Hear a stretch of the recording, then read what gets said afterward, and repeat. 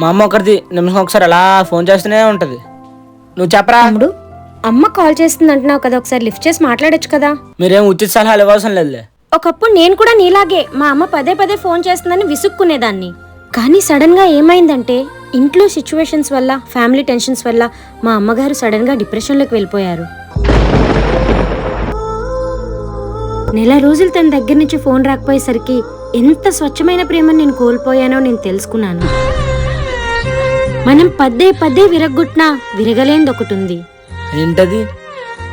అమ్మ మనసు. ఎప్పుడు ఎవరు ఫోన్ చేసినా లిఫ్ట్ చేసి మాట్లాడు, ఏదో ఒక అవసరంతోనే కాల్ చేస్తారు. కానీ అమ్మ ఫోన్ చేస్తే మాత్రం ఎవరితో మాట్లాడుతున్నా కట్ చేసి మాట్లాడు. ఎందుకంటే ఈ ప్రపంచంలో అమ్మ చూపించినంత ప్రేమ ఇంకెవ్వరూ మనకు చూపించలేరు.